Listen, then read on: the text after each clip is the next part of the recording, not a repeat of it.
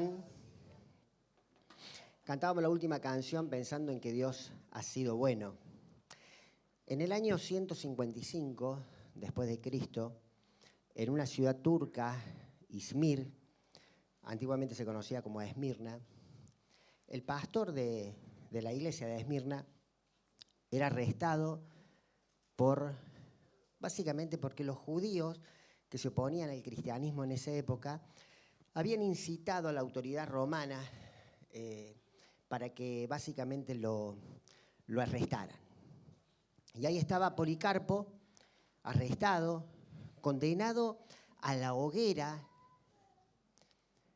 Y Policarpo, cuando se le pide cuál es su último deseo, él dice: denme solamente 2 horas para orar.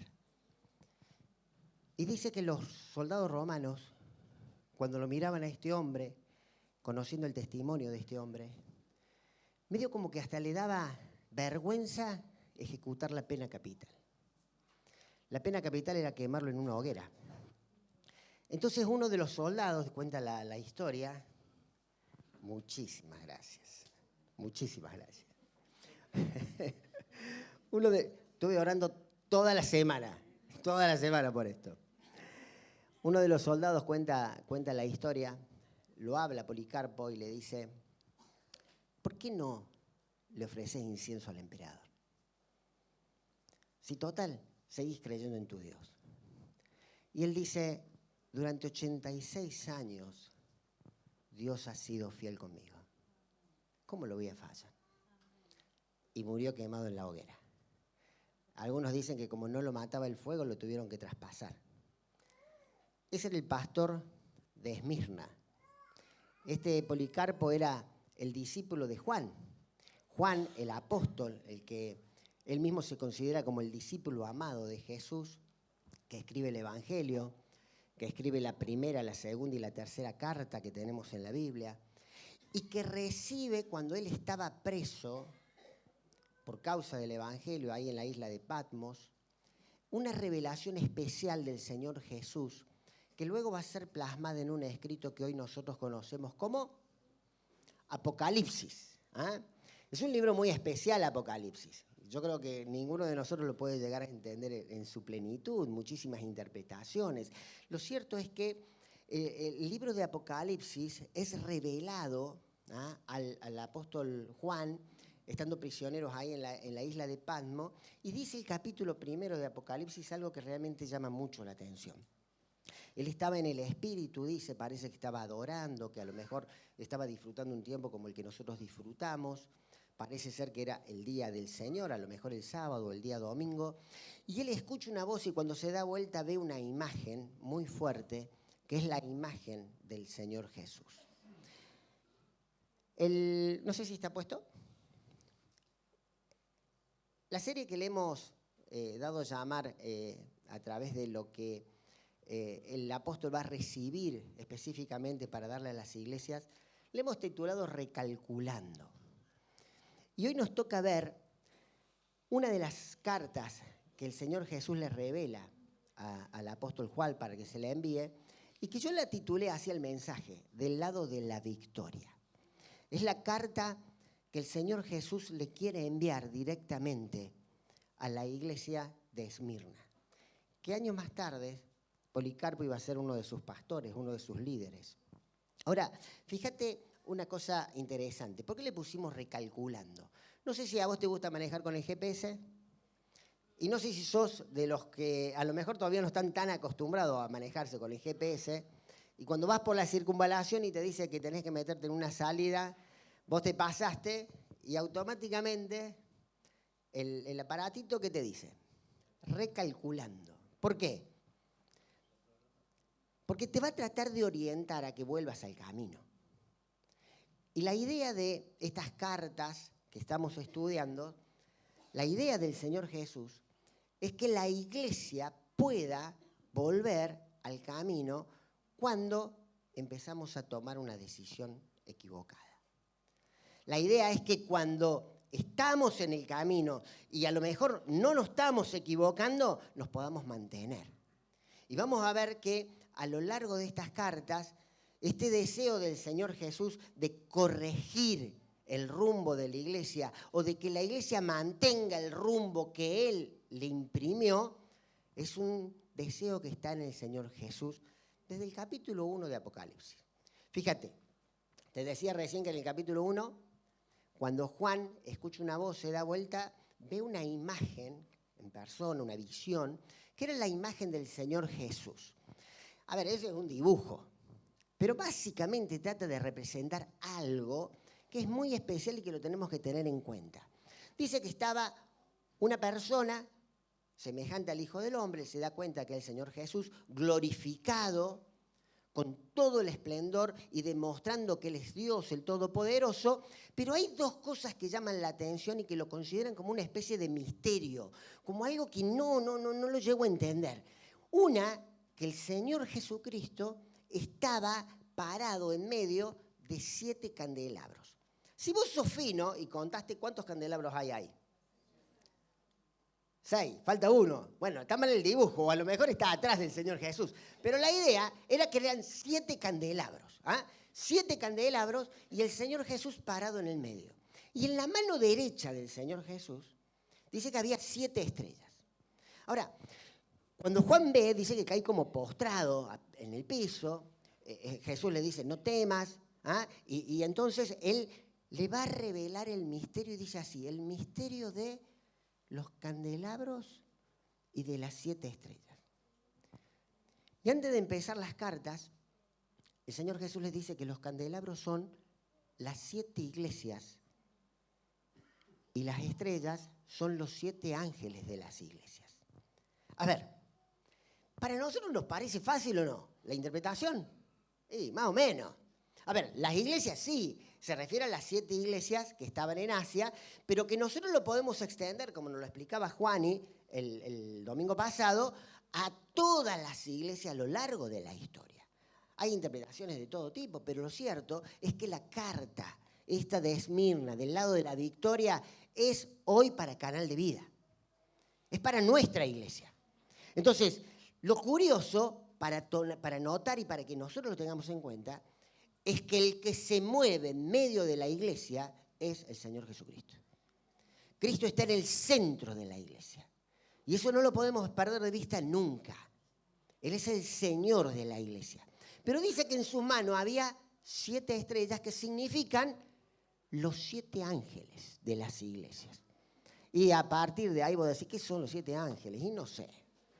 Algunos dicen son ángeles, criaturas angelicales que Dios pone al cuidado de la iglesia. Y puede ser. Otros dicen no, la palabra ángel significa mensajero. Por lo tanto se está refiriendo a las personas que le están bajando el mensaje de Dios a la iglesia, los pastores, los maestros. Y puede ser también. Lo cierto es que si le prestás atención a cómo vamos a leer hoy la carta de Esmirna, el ángel, sea quien sea, estaba encargado de bajarle el mensaje de Cristo a la iglesia. ¿Qué significa? Que el mensaje para Esmirna no es para el ángel solamente, es para la iglesia. Por eso, cada carta que vamos a estar viendo en el capítulo 2 y en el capítulo 3 de Apocalipsis a lo largo de esta serie, que le hemos llamado a nombrar, o le hemos titulado Recalculando, es para nosotros. Es para nosotros. Y haciendo esta pequeña introducción, quiero que puedas abrir tu Biblia, tu celular, ahí en el libro de Apocalipsis, capítulo 2, versículo 8. Y vamos a leer con cuidado lo que el Señor Jesús le dice a esta iglesia, a nuestra iglesia. Fíjate lo que dice a partir del versículo 8. ¿Lo tenés? Y escribe al ángel de la iglesia en Esmirna lo siguiente. El primero y el postrero, el que estuvo muerto y vivió, dice esto. Yo conozco tus obras y tu tribulación y tu pobreza, pero tú eres rico. y la blasfemia de lo que se dicen ser judíos y no lo son, sino sinagoga de Satanás. No temas en nada lo que vas a padecer. He aquí el diablo echará a algunos de vosotros en la cárcel para que sean probados y van a tener tribulación por 10 días. Sé fiel hasta la muerte y yo te daré la corona de vida. El que tiene oído, oiga lo que el Espíritu dice a las iglesias. El que venciere no sufrirá daño de la segunda muerte. ¿Entendiste algo? ¿Sí o no? A ver, ¿qué te viene a la cabeza? Lo primero que a lo mejor te quedó.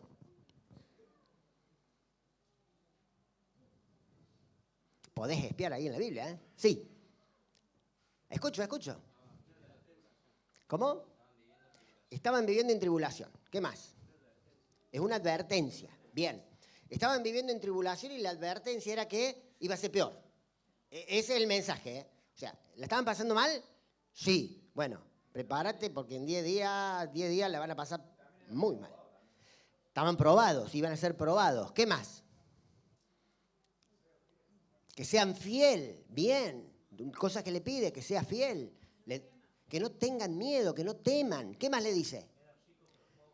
Que eran ricos, pero pobres. O que eran pobres, pero ricos. Está buena la frase esa. ¿A qué se refería? Ya lo vamos a estudiar. ¿Qué más? Algunos iban a estar en la cárcel. ¿Alguien dijo algo de la corona? Sí. Que iban a recibir, si eran fieles hasta la muerte, la corona de vida, dice, ¿no? Bien, ¿qué más dice? Que Dios conocía, yo conozco.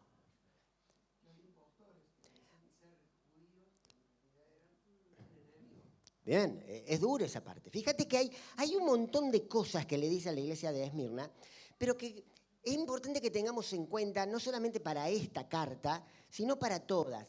Hay como un molde que el Señor Jesús usa y que va a respetar en cada una de las iglesias. Lo vimos, por ejemplo, en Éfeso. En primer lugar, hay un destinatario, ¿no? Veíamos que son las 7 iglesias que están en Asia Menor, lo que hoy conocemos como Turquía. El domingo pasado vimos la de Éfeso, la iglesia de Éfeso no está, en realidad Éfeso no está, son ruinas. Y ahora vamos a ver, si me anda esto, la de Esmirna. La ciudad de Esmirna sí está, dijimos, ¿no? La ciudad de Esmirna es una ciudad que tiene más de 5.000 años de historia. Es una ciudad que en el tiempo en que Juan escribió esta carta, le decían que era la corona de Asia. ¿Y sabe cómo la llaman ahora? La perla del Egeo. Una ciudad bella, ¿eh? Es de las ciudades turcas, es la más occidentalizada. ¿Cuál es la religión principal? El Islam. ¿Eh? Pero hay iglesias. Googlealo. Por ejemplo, yo me metí en la página de una iglesia bautista. Ellos vienen misioneros de Estados Unidos que se pusieron en contacto con misioneros de Alemania, y ahí, por ejemplo, en Esmirna tienen una obra. La iglesia en Esmirna está todavía. Se juntan los domingos a las 10 de la mañana. Tienen grupos pequeños, como hacemos nosotros. Está la iglesia de Esmirna. Está bueno eso. Una iglesia que, ¿qué te está mostrando? Que a pesar de la persecución continuó. ¿Viste cuando a Éfeso le dice, arrepentite, porque si no voy a quitar de tu candelabro de tu lugar? Y Éfeso no está. Pero la iglesia de Esmirna sí está. Hay un destinatario. En todas las cartas que vamos a ver, hay un destinatario que es una iglesia que se reunía en una de estas ciudades que hoy conocemos como Turquía. Otra de las cosas que siempre se repite es quién es el que escribe. El que escribe es el Señor Jesús. Y cuando se presenta teniendo en cuenta la situación que está viviendo la iglesia.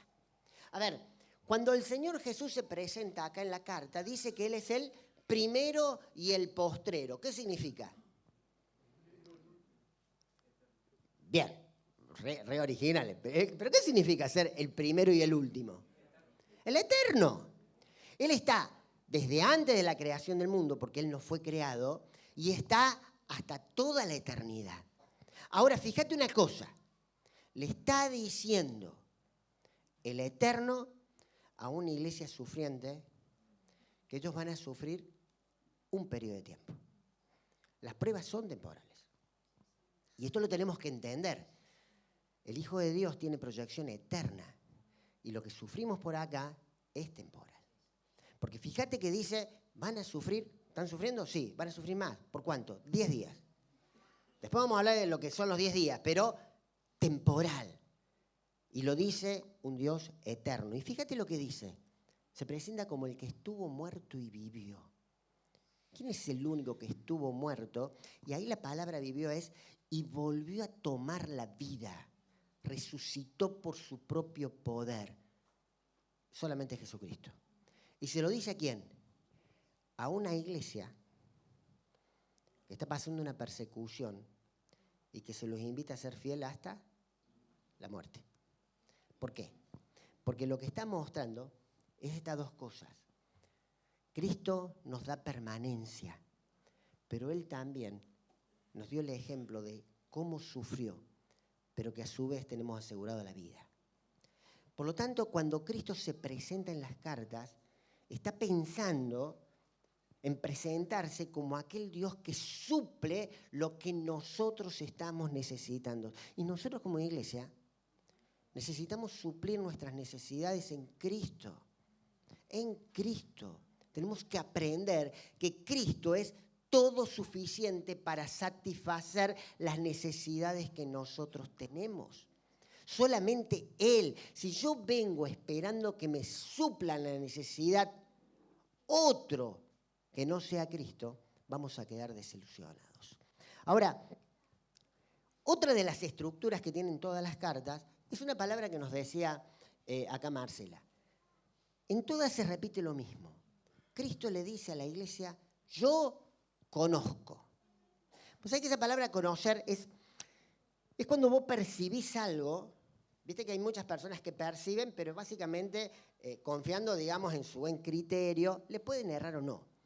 Pero Cristo percibe, pero conoce fehacientemente lo que está sucediendo.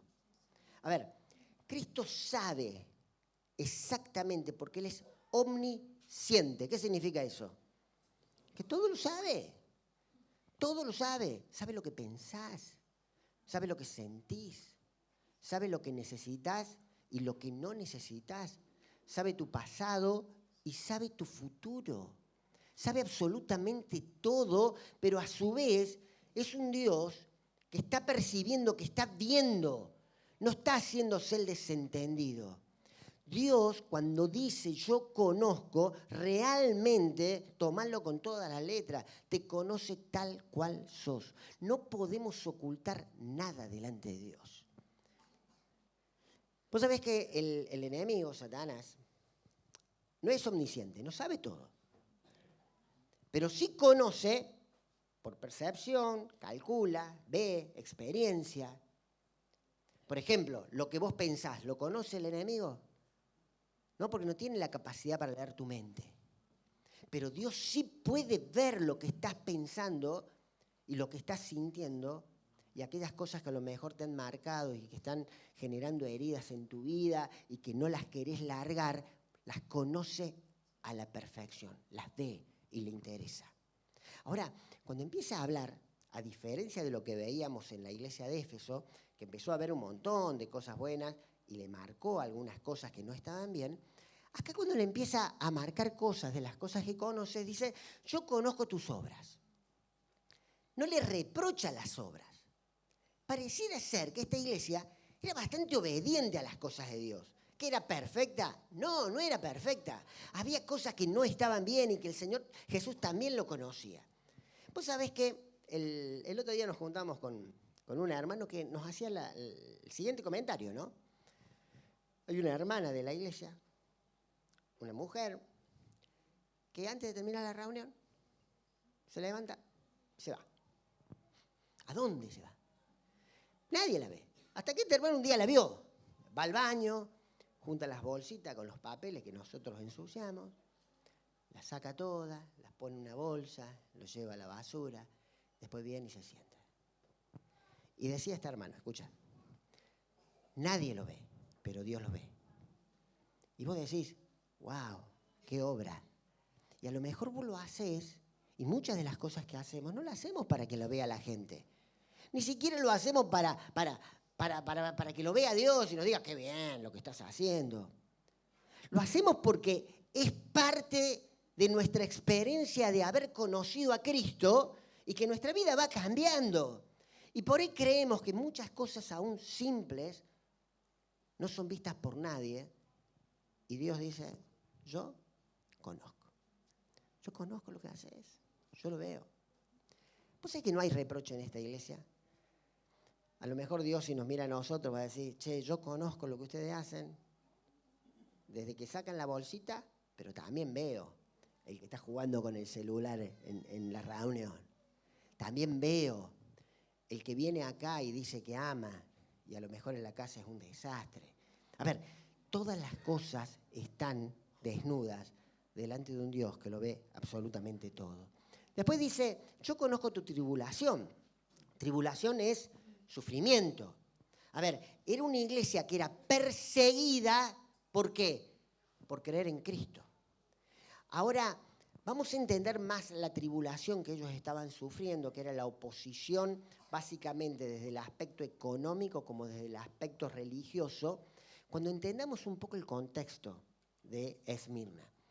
¿Vieron cuando dice yo conozco tu pobreza? Ahí está refiriéndose a pobreza material. Vos sabés que Esmirna era una ciudad en donde los oficios, que básicamente la mayoría de las personas vivían de sus oficios, se organizaban por gremios. ¿Eh? Los gremios no es algo tan novedoso. Ahora, si vos no estabas asociado, si no estabas sumado a ese gremio, no podías ejercer tu oficio. Cada gremio, por ejemplo, el gremio de los pescadores, suponete si Pedro hubiera vivido en Esmirna y quería pescar, tenía que adherirse, afiliarse al gremio. No es que te daba la obra social, pero sí te daba la posibilidad de depender de la deidad pagana a la cual el gremio se adhería para tener fortaleza en el laburo. Acordate que esta ciudad estaba muy unida con Roma. Ellos adoraban al emperador romano. Entonces, ¿qué tenías que hacer? Tenías que entregar incienso, tenías que entregar ofrendas. ¿A quién? A la divinidad del gremio. Y si vos conocés a Cristo, y vos eras un buen pescador, y tenía tu empresa, y de repente vos decís, ¿qué voy a hacer? Le voy a entregar a, no sé cuál habrá sido la deidad del gremio de los pescadores, ofrenda a Zeus. Y vos decís, no. Entonces te sacaban del gremio. ¿Y de qué laburabas? Y ahí empezaban los cristianos a perder la posibilidad de conseguir trabajo. Y si no trabajas, por lo general, no te ingresa dinero, no cubrís tus necesidades y empezás a vivir en la pobreza. Por eso los cristianos eran pobres. No porque eran unos vagos. Esa es otra cosa.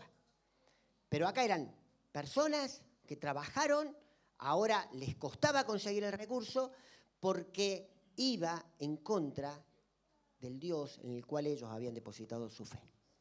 Ahora, nos marcaba algo el Fede, ¿no?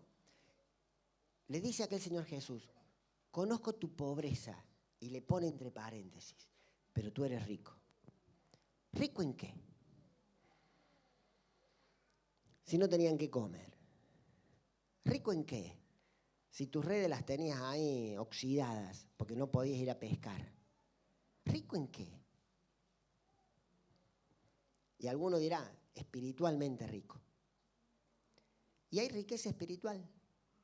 Y yo pensaba en esta semana, todo lo que somos en Cristo. ¿Qué somos en Cristo? Si hiciste alguno de los discipulados, seguro que hiciste esa lista de ¿qué somos en Cristo? ¿Qué tenemos en Cristo? ¿Te animás a mencionar algo? ¿Qué tenemos en Cristo? Tenemos amor, tenemos libertad, como cantábamos, tenemos una nueva identidad, somos hijos de Dios, somos hijos de aquel que creó todas las cosas, el dueño de los peces, no de las redes. ¿Qué más? Tenemos una herencia de que vamos a estar con Dios. Tenemos la posibilidad, ¿qué más? De tener una nueva vida, una nueva perspectiva, perdón de pecado, esperanza de vida eterna, de estar un día en la presencia de Dios reinando con Él. A ver, cuando empezás a pensar todo lo que tenemos, te das cuenta que somos ricos. Pero lo que pasa es que cuando la olla está vacía, pues si la podemos llenar con esa esperanza. Y esa es la tribulación que estaban pasando estos hermanos. Por eso, cuando sigue avanzando, le dice el Señor Jesús, le dice lo siguiente: conozco tus obras, conozco tu tribulación, conozco tu pobreza, conozco los que te maldicen, estos que se llaman sinagoga de Dios, pero son sinagoga de Satanás. Pero tu prueba va a ser mayor. Así que seguí aferrándote de esa esperanza. Y vos sabés que hoy, en una situación económica difícil, donde muchos de los que están acá, de los que estamos acá, a lo mejor la están luchando para juntar el pan, el sustento de cada día, tenemos que animarnos a seguir trabajando, sin duda. Pero también tenemos que animarnos a considerar qué somos en Cristo, las riquezas espirituales que tenemos. La esperanza nos tiene que mover a pensar que no todo gira en torno al hoy, a la hora. Nuestra esperanza nos tiene que llevar a que somos hijos del Rey y queremos servir a Dios y estamos dispuestos a pasar las situaciones junto a nuestro Señor. Y le dice otra cosa más. Yo conozco tu maldad, o mejor dicho, la maldad, no tu maldad, la maldad, la blasfemia. ¿De quiénes? De aquellos que eran judíos y que se oponían al cristianismo.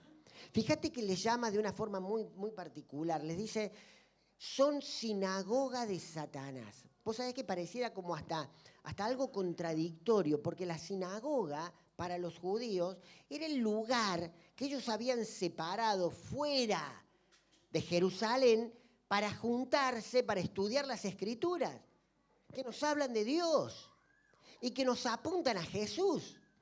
A ver, se juntaban, abrían las Escrituras apuntaban a Jesús y ellos como conclusión, ¿saben lo que sacaban? Hacerle frente, hacerle la guerra a los seguidores de Cristo. Puede ser, y yo me pregunto, puede ser que nos juntemos en el nombre de Dios y hagamos algo totalmente opuesto a lo que Él quiere. ¿Puede ser? Sí. A lo largo de la historia está lleno de esos ejemplos. A lo largo de la historia, aún las iglesias se han contaminado y en vez de ser instrumentos de Dios, terminaron siendo instrumentos de Satanás. Y esta gente, que eran judíos, que tendrían que haber sido instrumentos de Dios, se oponían a los cristianos y hacían que justamente la pobreza y la tribulación de ellos sea peor. Fíjate cuánto nos tenemos que cuidar. Cuando nosotros nos juntamos para pensar, para abrir las Escrituras, tenemos que sacar un mensaje de Dios que pueda seguir transformando nuestras vidas, que pueda seguir extendiendo el mensaje de Cristo para los otros. Si lo único que hace es alimentar nuestras cabezas, nuestros egos, en algún momento Satanás va a tomar partido de eso y aún en el nombre de Cristo podemos estar siendo instrumentos de Satanás. Es un riesgo terrible. Por eso, el Señor Jesús le va a decir dos cosas a esta iglesia. Fíjate, una, a ver si anda, dale un clip, por favor. Lo primero le dice, no temas. ¡Wow! Está fácil, ¿no? O sea, no tenés que comer, te están persiguiendo. Aquellos que se dicen que son de Dios son los que más guerra te hacen. No temas. ¿Es fácil? Sin duda que no es fácil. Vos sabés que el temor aparece Cuando básicamente se dan dos elementos a la vez. Una situación de peligro. Esa situación de peligro puede ser real o imaginaria, ¿no? Por ejemplo, alguien dice, che, el techo se está por caer. Y no es real eso, pero puede ser una situación de peligro, te da miedo, te da temor. Puede ser una situación real, ¿ah? Como por ejemplo, si acá se llega a prender fuego y a todos nos da miedo, todos vamos a salir corriendo. A ver, el temor nos sirve justamente para preservar. Ahora, ese elemento tiene que estar. El otro elemento es la posibilidad de que ese peligro sea inminente. Porque, a ver, yo le tengo miedo si acá se prende fuego. Pero si no hay fuego, ¿vas a tener miedo? No, vas a seguir sentado ahí escuchando. Ahora, fíjate, la iglesia de Esmirna estaba básicamente con estos dos elementos juntos. El peligro real de la persecución, de la presión, de la prueba, pero a su vez era inminente, era inminente. Entonces, cuando se dan estos dos elementos, lo natural es el miedo. ¿Cómo te sacas el miedo? Si está justamente presente los dos elementos que tienen que estar, ¿cómo te los sacas? La única forma. Es lo que había experimentado un tiempito antes Juan. Cuando él ve al Señor Jesús, claro, ve semejante imagen que él tiene miedo. Piensa que puede hasta morir. Y lo estaba viendo. Y el Señor Jesús le dice, no temas, y lo toca y lo levanta. Vos sabés que cuando a lo mejor alguno de nosotros era chico y a lo mejor sos de los que le tuvo miedo a la oscuridad y estás en tu pieza solo, durmiendo y ahí te despertaste y viste todo oscuro, ¿sentiste miedo? ¿Por qué? Porque la oscuridad es el peligro inminente. Entonces, ¿qué haces? Llorás y de repente viene papá o viene mamá, se acuesta con vos en la cama y la oscuridad sigue y está ahí, pero el miedo se te fue y dejaste de llorar. ¿Por qué? Porque te diste cuenta que alguien poderoso, alguien en el cual vos confías mucho, es el que se acercó y te abrazó. Y la única forma de no tener miedo frente a las pruebas, las tribulaciones, es entender que Dios, el Todopoderoso, aquel que es eterno y a su vez padeció lo que nosotros sufrimos y aún más, y fue victorioso, está a nuestro lado abrazándonos. Por lo tanto, si hay situaciones que te dan mucho miedo, y sabes que son situaciones que no pueden cambiar, que son muy difíciles que cambien, son inminentes. La enfermedad, la falta de trabajo, las peleas en la casa. No podemos manejar la conducta de las otras personas cuando las otras personas nos tratan mal, en una forma injusta. Y todo eso nos genera temor. ¿Qué hacemos? El Señor Jesús te dice, no temas y te da la mano. ¿Sabes lo que tenés que hacer? Es aferrarte de esa mano. Es abrazar al Señor Jesús. Y si tuviste la posibilidad de tener un papá y una mamá de los que te iban a abrazar en la noche, pensá en esa imagen. Tengo que llamarlo a Dios y quiero que Él me abrace porque es la única forma de enfrentar el miedo. Hablábamos la otra vez con los muchachos en el grupo de los jueves y es lo que Dios le dice a Josué. ¿Ah? No temas, no desmayes. ¿Por qué? Porque yo estaré contigo. Y esa promesa es la que Dios le hace a la iglesia y te la hace a vos como parte de la iglesia. No temer, pero porque Dios está, no porque el peligro desapareció o porque ahora no es inminente, porque muchas veces el peligro va a estar y es ya, y la única forma es abrazarnos al Todopoderoso. Y fíjate lo que le dice después, no solamente que no temas, sino le dice, sé fiel hasta la muerte. ¿Vos hiciste alguna vez una promesa de ser fiel hasta la muerte? Levante la mano. ¿A quién se la hiciste? Ajá. Se la hiciste a tu esposa, a tu esposo. O por lo menos lo tendríamos que haber hecho. ¿O no? Viste que antes usábamos los votos, ¿viste? Hoy ha cambiado mucho. Entonces uno le dice, ay, sos la flor de mi vida.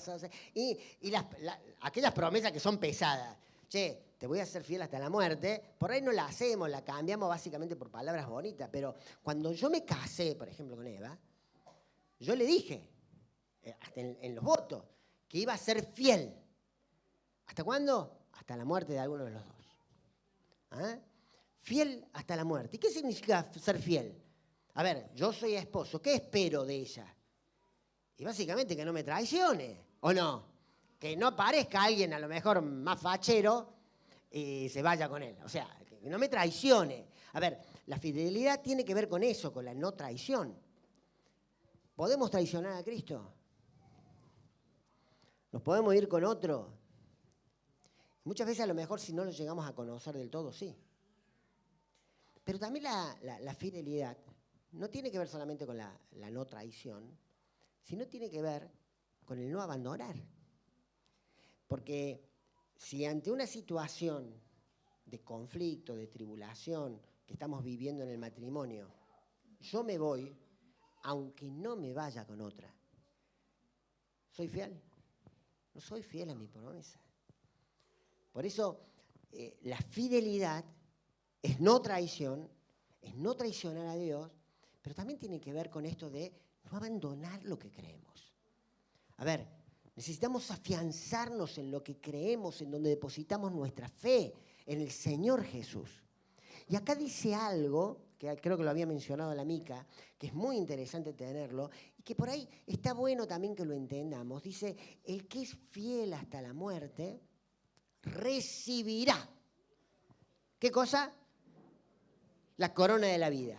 Escucha, lo primero, la corona de la vida no es la vida eterna, ¿eh? Sácate eso de la cabeza. Bueno, si yo soy fiel hasta la muerte, me gané el cielo. Error, pero antibíblico. ¿Eh? La corona de vida no es vida eterna, no tiene que ver con eso. La corona de vida tiene que ver con una recompensa que el Señor Jesús va a dar a los suyos. Fíjate que está muy bueno como lo dice ahí el Señor Jesús. Dice, yo le daré, yo le daré la corona de vida. Pablo lo explica de esta forma. En un momento todos vamos a compadecer frente al tribunal de Cristo y le está hablando a hijos de Dios, a personas que han aceptado a Cristo como Salvador, que han depositado su fe en Él. Y ahí van a ser probadas las obras de cada uno. ¿Para qué? ¿Para ver quién va a ser salvo o no? No tiene nada que ver la salvación, porque muchos van a ser salvos como por fuego. Dice que las obras van a ser probadas por fuego. No sé cómo será eso. Pero a lo mejor yo vengo con todas mis obras. Acá Dani vino, trabajó para sí. El domingo 28 de agosto dio un mensaje para hacerse ver. La tiré al fuego, se quemó. No sirvió para nada. Entonces dice, las obras que se quemen, aquellas obras que las hicimos de una forma egoísta, aquellas obras que no tienen que ver con el hecho de agradar a Dios, van a ser quemadas. Pero aquellas obras que permanecen, dice, aquellas que las hiciste por amor a Cristo, por fidelidad, soportaste la tribulación, pero porque amás a Dios, aguantaste el miedo porque te aferraste al Padre. Y entonces, esas obras, dice que van a permanecer como si fueran plata, oro y piedras preciosas. Y tendremos recompensa. Fíjate que Pablo lo entendía muy bien esto. Llegando al final de sus días, dice, ya he corrido la carrera. He peleado la buena batalla. Lo único que me espera ahora, sin duda era la muerte, pero él no veía la muerte. Lo único que me espera es la corona de justicia que Cristo dará a los que aman su venida. Parece como que hubiera varias coronas. Una corona para aquellos que aman a la venida de Cristo. A lo mejor nosotros ni pensamos que Cristo va a venir, pero aquellos que a lo mejor están en mucha tribulación y aquellos que a lo mejor no están en tanta tribulación, están esperando y amando que Cristo venga y diga, Señor, ya queremos estar con vos. Bueno, esas personas que se aferran a esa esperanza fuerte, dice que van a recibir una recompensa de parte de Dios. Es una buena obra que podés hacer. No para ser salvo, ni para ser santo. No, nada que ver. Aquellos que soporten la prueba, lo dice acá el Señor Jesús y lo dice Santiago en su carta, Van a recibir la corona de vida, los que soportan la prueba, los que van adelante, a pesar de todo. Entonces, esto nos tiene que animar, como el mismo Pablo dice. Yo he corrido la carrera, lo que me está esperando es esto. ¿Para qué querés una corona? No pensé en la corona que te hace rey, porque no es esa la corona. Es la misma corona que recibían los atletas, porque Esmirna era un lugar donde las olimpiadas se hacían, y recibían esa corona de laureles como diciendo, terminaste, llegaste, ahí lo tenés. ¿Para qué querés esa corona? Para dársela al Señor Jesús. Como aquellos ancianos en Apocalipsis que se sacaron sus coronas y se las dieron al Señor Jesús. Como forma de poder seguir alabando por la eternidad a nuestro Dios. Entonces, acá habla de que el que es fiel hasta la muerte, ¿ah? ¿Qué significa? ¿Que todos vamos a morir? No, porque no todos vamos a morir. Hoy hay muchos cristianos que están muriendo por depositar su fe en Cristo. Lo que está importando acá es la actitud, estar dispuesto a. Policarpo es un ejemplo. El líder de esta iglesia fue un ejemplo de esto que el Señor Jesús escribe. Y después termina diciendo, y esto también se repite en todas las cartas, el que tiene oído, a ver, ¿alguno de acá no tiene oído? Todos tenemos oído. A ver, levante la mano quien tiene oídos. Escuchan, algunos más, otros menos, pero bueno, creo que básicamente todos escuchamos, pero fíjate lo que dice, a ver, el que tiene oído, oiga. ¿A qué se refiere? A ver, escuchá este mensaje, ¿ah? Guárdalo en tu corazón, no lo descartes, oiga lo que el Espíritu dice a la iglesia. Y termina tirando una ecuación para el que venciere. Pasaje interesante este, porque dice, el que venciere, ¿qué dice? ¿Lo tienen por ahí? No tendrá parte en la segunda muerte. ¿Ah? A ver, un pasaje por ahí, que a lo mejor si lo leemos rápido, ¿qué quiere decir? Mira, te voy a mostrar una ecuación. ¿Te gusta matemática? No.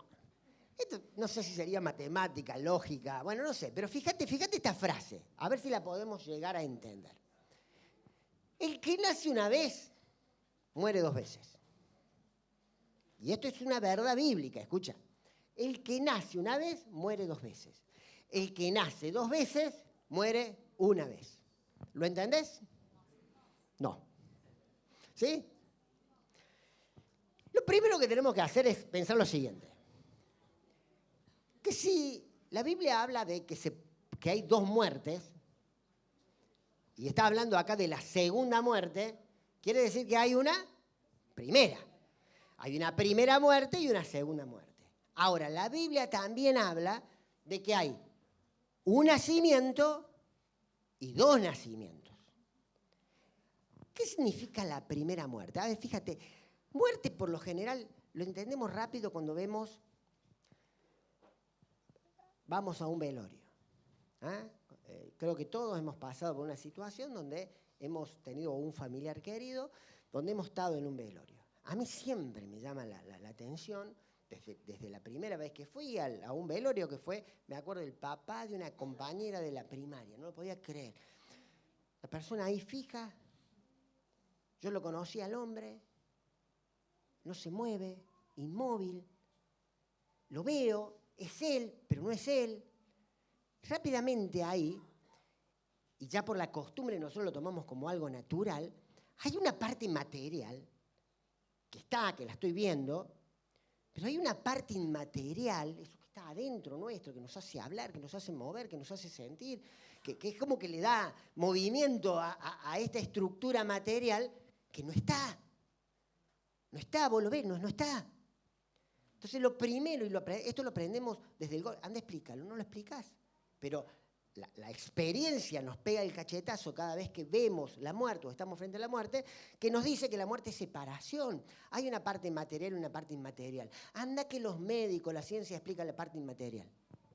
Anda a explicarla. ¿Ah? ¿Por qué cuando se deteriora esta parte material, lo inmaterial se va? A ver, es tan común el tema, es tan común que lo asumimos, pero anda a explicarlo. Y tenés que empezarlo a explicar desde una cuestión de cómo Dios nos lo dice. La muerte es separación. Y la muerte entra al ser humano, al mundo, por el pecado. Por eso entró por un hombre, o mejor dicho, por una mujer y un hombre, y a partir de ahí todos nosotros morimos. Cuando vos estás en un velorio, lo que estás viendo es la primera muerte. La primera muerte. ¿Es la única muerte? Y la Biblia dice que no. Si seguís leyendo Apocalipsis, dice que en un momento de la historia de la humanidad que todavía no llegó, pero que va a llegar, la muerte va a entregar a sus muertos para ser juzgado delante de Dios. Y dice que va a haber un libro, que es el libro de la vida, y todos aquellos que no están inscriptos, anotados en el libro de la vida, van a ser arrojados, dice así la Biblia, al lago de fuego que es la segunda muerte. Ahora escucha esto. Hay muchas ideas que nosotros tenemos, ¿no? Yo me muero, me fui al infierno, o me fui al cielo. Ahora, el cielo como lugar de castigo, preparado justamente por Dios para Satanás y sus demonios, y para todos aquellos que no están inscriptos en el libro de la vida y que ya murieron la primera vez, todavía no ha sido estrenado. Va a ser estrenado después de ese juicio que nos dice Apocalipsis. Y cuando esas personas, Satanás y sus demonios, sean arrojados en el lago de fuego, se produce lo que la Biblia llama la segunda muerte. Y la segunda muerte también es separación. ¿Separación de qué? Separación eterna de estos seres con Dios. Esa es la segunda muerte. Y dice, bienaventurado el que no es parte de la segunda muerte. Porque es un lugar de castigo. A ver, nosotros nos han hecho creer que la muerte es aniquilación. Morís y se acabó todo. Y la Biblia nos está enseñando otra verdad. De la misma forma que no entendés por qué la parte inmaterial se va y a dónde se va, la Biblia nos enseña que la segunda muerte o la muerte en sí no es aniquilación, hay continuidad, es castigo y es una separación eterna por Dios. Por lo tanto, el que nace una vez va a morir dos veces. ¿Por qué el que nace una vez? A ver, ¿alguno de acá no nació?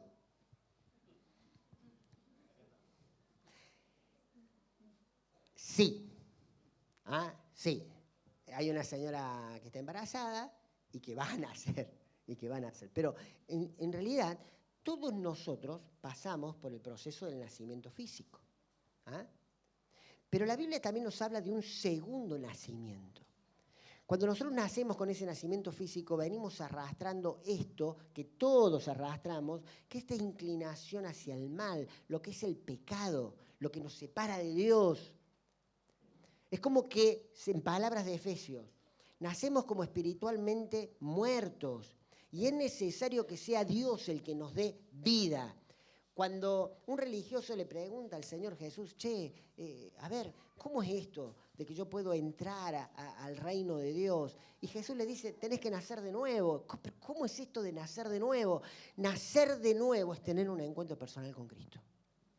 Cuando vos te das cuenta que estás separado de Dios, aunque estés vivo, y que necesitas un salvador, un libertador, como empezábamos a cantar hoy, y entendés que el Señor Jesús, aquel que estuvo muerto y que vivió, es el único que te puede dar vida, y vos abrazás esa vida, nacés de nuevo. Ahora, fíjate esto, el que nace dos veces, porque nació físicamente y nace espiritualmente, llegaremos a pasar por una muerte, que es la muerte física. Y a lo mejor ni esa, si el Señor Jesús nos viene a buscar antes de morir. Pero lo cierto es que nuestros nombres son escritos en el libro de la vida y la segunda muerte ya no tiene poder hacia nosotros. Por eso, este último versículo dice, al que venciere, y no se está refiriendo ya del esfuerzo que vos podés hacer en esta carrera cristiana, sino se está refiriendo a otra cosa, lo que el apóstol Juan dice en su carta. ¿Quién es el que vence al mundo? ¿Quién es el que vence? ¿Sabes quién es el que vence? El que cree que Jesucristo es el Hijo de Dios. Como dice Pablo, ahí en Romanos, y con esto termino, ¿no? ¿Quién nos separará del amor de Dios? Aquellos que hemos abrazado esta fe y hemos vuelto a nacer. ¿Quién nos separará del amor de Dios? Muerte, angustia, demonios, Satanás, tribulación. En Cristo somos más que vencedores. Por eso, el que venciere en este final del Apocalipsis no es aquel que hace obras para ganarse el cielo, porque nunca lo vamos a poder hacer. El que venciere es el que depositó su fe en Jesucristo y nace de nuevo. Y a partir de ahí tiene el poder de poder experimentar el abrazo de Dios y el correr esta carrera en la vida cristiana con fidelidad. Oramos. Papá, gracias por este tiempo, gracias por el amor que nos mostrás al enviar al Señor Jesús a morir por nosotros. Pero gracias porque Él se levantó de los muertos, porque a través de Él ahora nosotros podemos tener vida eterna y esta esperanza de poder estar con vos para siempre. Ayúdanos, Señor, como iglesia también a sentir tu abrazo y ayúdanos a nosotros a correr esta carrera siendo fieles, sin traicionarte, sin abandonar esto que un día nosotros hemos abrazado, que es la fe en el Señor Jesucristo. En el nombre de Jesús, amén.